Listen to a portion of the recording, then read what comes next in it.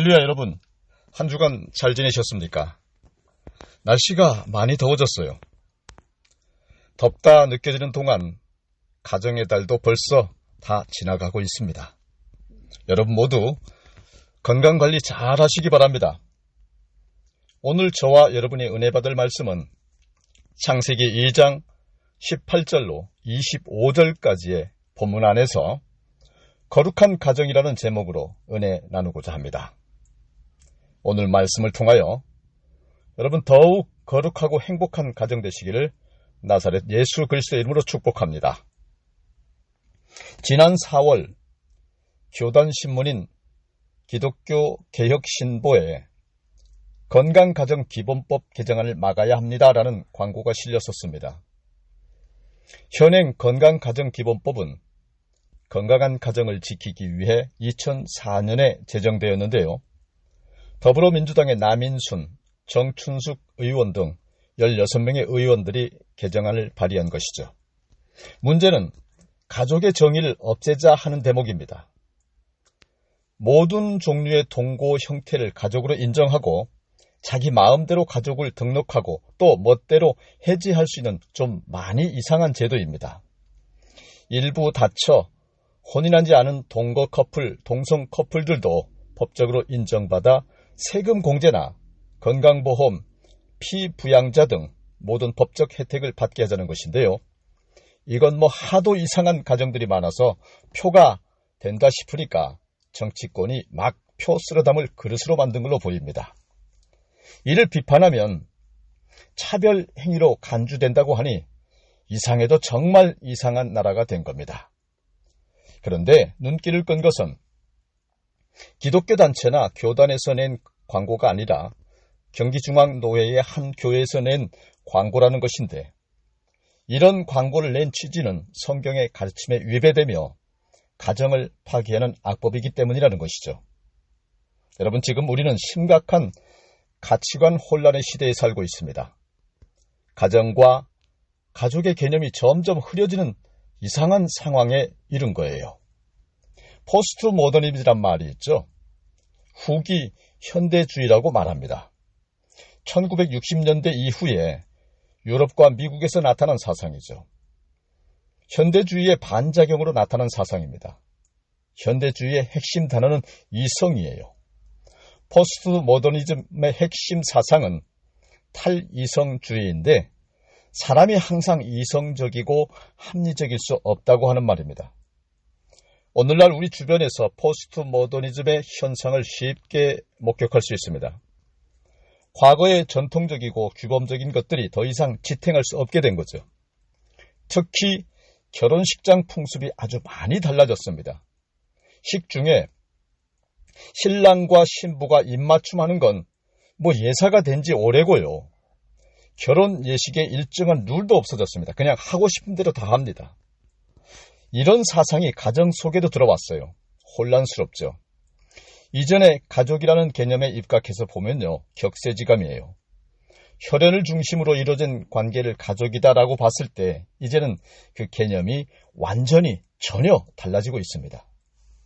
남자와 남자끼리 만나서 살아도 이제는 가족이 될 수 있는 세상이에요. 여자와 여자끼리 만나서 살아도 가족이 될 수 있고, 굳이 합법적인 혼인신고를 하지 않아도 가족이 될 수 있는 세상이 되었습니다. 더 나아가 자녀들의 성을 부부의 합의로 엄마의 성을 따를 수도 있게 되는 시대가 멀지 않았습니다. 정말 세상 무섭게 변하고 있죠. 혼란스럽기 짝이 없습니다. 이 사람이 이 말을 하면 옳은 것 같고 저 사람이 저 말을 하면 또 그 말도 옳은 것 같은 참 괴상한 세상이 되었습니다. 한마디로 가정의 대위가 대위기 시대라고 할 수밖에 없는 세상이 되었습니다. 그렇다면 이와 같은 혼란의 시대에 그리스도인들은 어떻게 가정을 지켜나가야 할까요?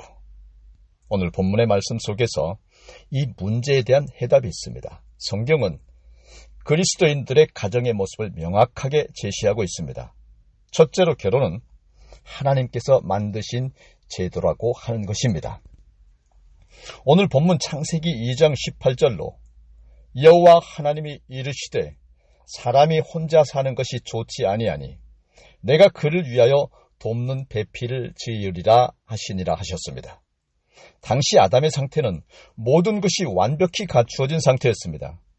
그는 하나님이 축복하시어 모든 것을 소유하고 있었고 그것 뜻을 다스릴 수 있는 최고의 권위와 위치에도 있었습니다. 소위 집과 땅, 천하를 다스릴 권세도 다 가지고 있는 상남자 중 상남자였습니다.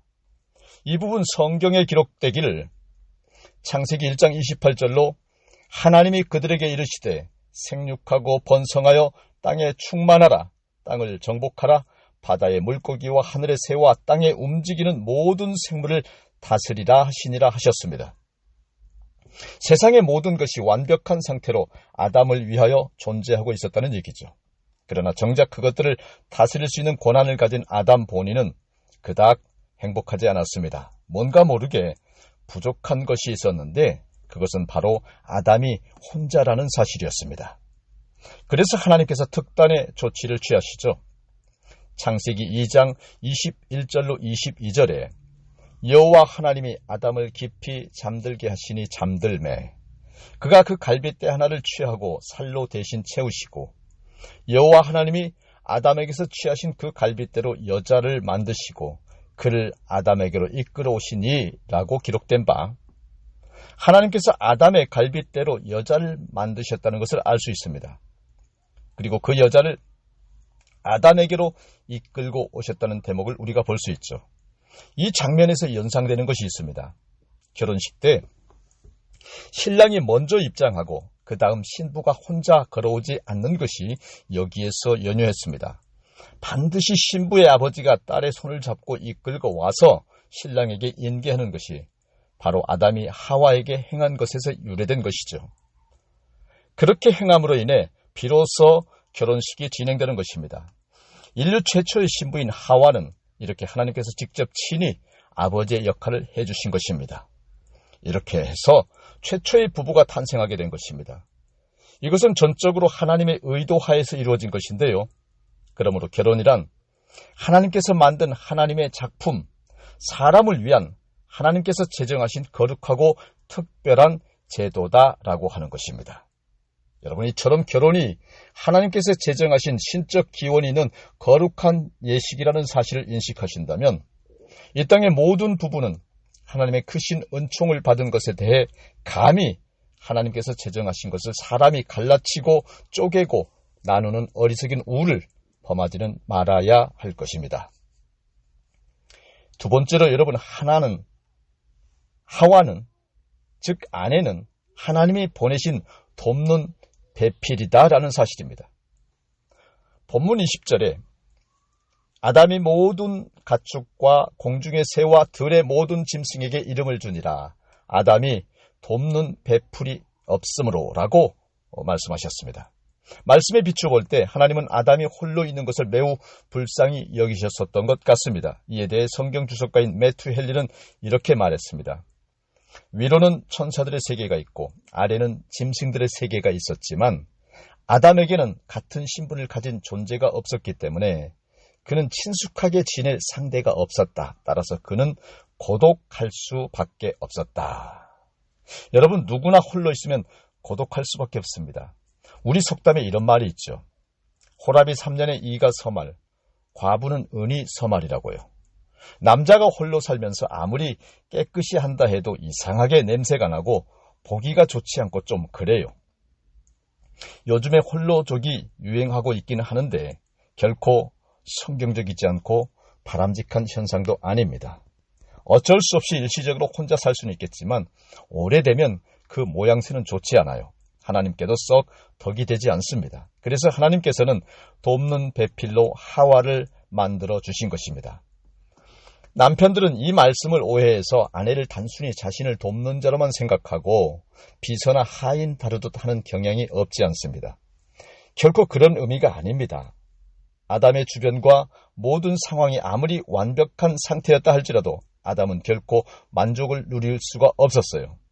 이 문제가 어떻게 해결될 수 있었을까요? 창조주 하나님께서 돕는 배필을 보내주실 때라야 비로소 해결될 수 있는 것이 아닐까요? 아내의 입장이 단순히 남편을 돕기 위한 존재가 아니라 아내가 있음으로 인해 남편이 완전해지고 보기에 좋아지더라 하는 것입니다. 남편의 입장에서는 아내 생각하기를 하나님께서 보내신 돕는 자라는 사실을 기억하고 정말 늘 감사한 마음을 가져야 마땅합니다. 한마디로 아내에 대한 인식이 달라져야 합니다. 그러므로 남편들은 아내를 향하여 이렇게 말하는 것이 성경적입니다. 당신은 하나님께서 내게 보내신 살 중에 살이요, 뼈 중에 뼈요, 나의 돕는 배필이십니다. 남편 여러분, 아내를 더욱 사랑하시기 바랍니다. 그것이 하나님 창조의 뜻이라는 사실을 믿으시길 바랍니다. 세 번째로 여러분, 가정의 중심은 무엇보다도 부부라는 사실입니다. 본문 21절로 23절에 여호와 하나님이 아담을 깊이 잠들게 하시니 잠들매 그가 그 갈빗대 하나를 취하고 살로 대신 채우시고 여호와 하나님이 아담에게서 취하신 그 갈빗대로 여자를 만드시고 그를 아담에게로 이끌어 오시니 아담이 이르되 이는 내 뼈 중에 뼈요 살 중에 살이라. 이것을 남자에게서 취하였은즉 여자라 부르리라 하니라 말씀하셨습니다. 오늘날 부부의 관계를 멀어지게 하는 이유 중 하나는 가정에서 부부의 위치를 모르기 때문입니다. 유교적 관습에서 볼 때 부모님을 아내보다 더 소중히 여겼습니다. 그러더니 요즘에는 남편보다 아이들을 더 소중히 여기는 경향도 생기고 있습니다. 우리나라에는 가족과 친척 사이의 관계를 촌수로 나타냅니다. 부자지간에는 1촌이요, 형제간은 2촌, 조부모님과 손자와 관계도 2촌이죠. 그런데 부부관계는 촌수가 없어요. 무촌입니다. 촌수를 초월한 가장 친밀한 관계라고 하는 뜻이죠. 하지만 결혼 후 시간이 지날수록 그 관계가 멀어지기도 하는 것이 또한 부부관계예요. 왜 이런 현상들이 나타날까요? 여러분, 그 이유는 많은 부부들이 가정에서 부부의 위치를 잘 모르기 때문입니다. 어느 가정이든 가정의 중심은 부부에 있습니다. 부모님들에게는 죄송한 말씀이지만 부부 관계가 부자 관계보다 훨씬 더 가깝습니다. 행복한 가정은 하늘에서 뚝 떨어지는 것이 아닙니다. 성경의 원리를 알고 함께 만들어가는 것입니다. 사도 베드로가 부부들에게 이렇게 권면했죠. 베드로전서 3장 7절로 남편들아 이와 같이 지식을 따라 너희 아내와 동거하고 그를 더 연약한 그릇이요 또 생명의 은혜를 함께 이어받을 자로 알아 귀히 여기라. 이는 너희 기도가 막히지 아니하게 하려 함이라 라고 말씀했습니다. 특별히 지식을 따라 너희 아내와 동거하고, 이 대목은 너희가 아내에 대하여 얼마나 알고 있느냐 반문하는 건데요. 미국의 유명한 심리학자의 저술가인 제임스 도버스는 남편이 알아야 할 아내에 대한 지식이란 책에서 6가지를 말했습니다. 첫째로 남편은 아내들로 하여금 자기의 욕구를 말하게 할 것. 두 번째로 고립됐던 사슬에서 벗어나도록 도와줄 것. 세 번째로 여성들의 공통된 우울감에서 벗어나도록 도와줄 것. 네 번째로 일상의 자질구레한 골칫거리를 같이 해결하도록 할 것. 다섯 번째로 자신감을 키워주고 긍정적인 사고를 갖도록 도와줄 것. 여섯 번째로 낭만적인 사랑의 진정한 의미를 가르쳐줄 것. 여러분, 성경에 보면 아담이 아내 될 하와를 보면서 이는 내 뼈 중에 뼈요 살 중에 살이라고 벅차서 외쳤죠. 가장 소중한 존재요, 가장 친밀해야 할 관계라고 선포한 것입니다. 여러분, 연애 시절에 가졌던 두 사람 간의 관계가 지금도 잘 유지되고 있는지 한번 살펴보시기 바랍니다. 돌아보시기 바랍니다. 만약 부부간에 서로 대화가 별로 없다거나 각방을 쓰고 있다거나 직장이나 출장으로 인해서 멀리 떨어져 있을 때에 오히려 편안함을 느낀다고 한다면 정말 심각한 상황인 것을 알아야 합니다. 문제는 심각한 상황인데도 해결의 방법을 전혀 알지 못한다는 데에 있습니다. 나의 배우자는 나의 삶에 있어서 가장 소중한 존재임을 알아야 합니다. 가정에서 부부가 중심에 견고히 서 있을 때 그 가정은 절대로 흔들리지 않습니다. 그러므로 가정의 중심은 부부라는 사실을 꼭 기억하시기를 나사렛 예수 그리스도의 이름으로 축원합니다. 네 번째로 여러분, 부부는 가장 친밀한 관계임을 알아야 한다는 것입니다. 본문 24절과 25절에 이러므로 남자가 부모를 떠나 그의 아내와 합하여 둘이 한 몸을 이룰지로다. 아담과 그의 아내 두 사람이 벌거벗었으나 부끄러워하지 아니하리라 라고 말씀하셨습니다. 부모를 떠난다고 하는 것은 독립을 의미합니다. 정신적으로, 경제적으로, 사회적으로 독립해야 하는 것이 인생인데 결혼했는데도 부모에게 의존적인 상태로 있다고 한다면 그 사람은 어른과 아이를 합친 어른아이와 같은 불안정한 인생이 될 것 아니겠습니까? 남자는 부모의 슬하에서 완전히 독립할 때 그때가 결혼할 나이이고 그렇게 결혼한 후라야 비로소 남자와 아내가 완전한 한 몸이 되는 것이죠. 결혼식에서 가장 중요한 순서가 성혼 선언의 순간이죠. 이때 주례자는 먼저 신랑과 신부의 서약을 이렇게 받습니다. 나 아무개는 하나님께서 갈빗뼈녀를 아내로 짝지어 주신 것을 믿고 결혼하여 한평생 성경이 가르치신 대로 길이 사랑하고 존중하며 고락간 변치 않고 거룩한 부부의 대의를 따라 남편된 본분을 다할 것을 하나님과 일가 친척 지인들과 모든 증거하는 사람들 앞에서 엄숙히 서약합니다. 그리고 두 사람의 결혼식이 성사된 것을 선포합니다. 이 시간 신랑 아무개군과 신부 갈빗뼈녀 양이 부부가 된 것을 성부와 성자와 성령의 이름으로 공표하노라. 아멘. 이어서 인용하는 성경 구절이 있는데요. 마태복음 19장 6절 말씀입니다. 그런즉 이제 둘이 아니요 한 몸이니 그러므로 하나님이 짝지어 주신 것을 사람이 나누지 못할지니라 라고 하는 말씀입니다. 결혼 전 결혼 예비 교육 과정에서 실물 교육으로 2장의 종이를 풀로 붙이고요. 마른 후에 붙인 2 종이를 떼도록 합니다. 뗄 수가 없죠. 한 몸이 되었기 때문입니다. 떼려면 갈기갈기 찢어져야 합니다. 이처럼 그리스도인 부부는 이혼할 수 없습니다. 성경에서 이혼할 수 있는 사유에 대하여 2가지를 말하고 있는데요.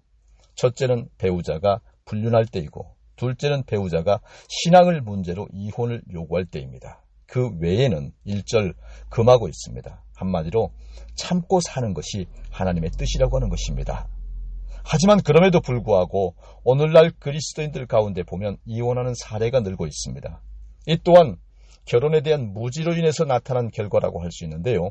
결혼할 때 서약을 굳게 지키기로 했으니 서로 노력해야 한다는 것이고 그 이유는 이혼이라는 불행한 사태가 발생하지 않도록 서로 예방하기 위해서라는 것인데요. 그 방법은 친밀감을 유지하는 것이라고 합니다. 가정문제 전문가인 게리 체프먼 씨는 부부의 친밀한 관계를 위한 5가지 요소에 대해서 이렇게 말했습니다. 첫째로, 배우자에게 서로의 생각을 말해야 한다. 그래서 지적인 친밀감을 가져야 할 것이다. 두 번째로, 배우자와 함께 서로의 감정을 나누어야 한다. 정서적인 친밀감을 나눠야 할 것이다. 세 번째로, 배우자와 함께 시간을 가지고 떨어져 있을 때 있었던 일을 나누어야 한다. 이는 사회적 친밀감을 가져올 것이다. 네 번째로, 배우자와 함께 서로의 신앙을 나누어야 한다. 영적인 친밀감을 가지게 될 것이다. 다섯 번째로, 배우자와 함께 서로의 몸을 나누어야 한다. 육체적인 친밀감을 가져올 것이다. 라고 친밀감을 유지하는 방법에 대해서 말했습니다. 말씀을 정리하겠습니다. 성경대로 사는 기독인들의 삶은 행복이 아니라 거룩입니다. 거룩하게 살기 위해서 울기도 하고 수척해지기도 하고 어려움도 당하고, 거룩하게 살기 위해서는 어디라도 가야 하고, 거룩하게 살기 위해서는 못할 일이 없다고 하는 결심과 실행으로 가는 것이 참 기독인들의 삶이라고 하는 것을 믿으시기를 바랍니다. 하나님은 우리 모든 인생들이 행복하기를 원하고 계십니다. 그러나 그리스도인들을 향하여 요구하시는 것도 또한 있습니다. 그것은 행복을 넘어 거룩한 삶을 살라고 하는 말씀인 것입니다. 그리스도인들은 행복한 가정을 넘어 거룩한 가정을 가꾸어라 하는 것입니다. 시대의 조류에 따라 이리저리 흔들거리는 세상적 기준의 보통의 가정이 아니라 오직 진리를 따라 주의 뜻대로 살아갈 사명자들인 것을 믿고 순종하라고 하는 것입니다. 수시로 바뀌고 시류에 따라 흘러가는 세상 풍조에 너무 민감하게 반응하지 마십시오. 말씀과 진리를 따라가 살 때 지치고 힘들고 쓰러지고 넘어질 때도 있지만 나를 향하신 하나님의 사랑과 계획을 기억하고 믿으시고 힘을 내십시오. 세상적인 행복한 가정은 불신자들도 만들 수 있습니다. 그러나 거룩한 가정이란 성도들에게만 주어지는 특권이자 사명이며 축복입니다. 어렵지 않습니다. 성경의 원리만 따라가면 됩니다. 부부가 둘이 함께 만들어가는 것입니다. 한 사람의 수고로 결코 되는 것이 아닙니다. 그러므로 첫째, 가정의 신성함만 기억하십시오. 둘째, 아내는 하나님께서 보내신 돕는 배필인 것만 기억하십시오. 셋째, 가정의 중심에 부부가 있음을 기억하십시오. 넷째, 부부간의 친밀함을 위해서 서로 노력만 하십시오. 그러면 하나님께서 화평과 형통과 강건을 주춧돌로 한 거룩의 가정을 이루어 주실 것입니다. 다 같이 기도하시겠습니다. 길이요, 진리요, 생명이시며 우리를 무한 사랑으로 돌보시는 거룩하시고 은혜로우신 하나님 아버지, 오늘 우리를 말씀 가운데 상처와 질병을 치유하여 주시고 기도와 소망과 응답을 통하여 오늘 말씀의 제목 거룩한 가정을 이루어 형통하게 하심을 감사드립니다. 이 시대를 치열하게 살아가는 우리 성도님들, 가정과 일가, 친지, 이웃, 교회와 국가와 민족을 축복하시어 거룩하게 하시고 화평케 하시며 범사에 형통케 하심으로 하늘의 뜻과 사명을 이 땅에 이루게 하여 주시옵소서. 예수 그리스도 이름으로 기도드립니다. 아멘.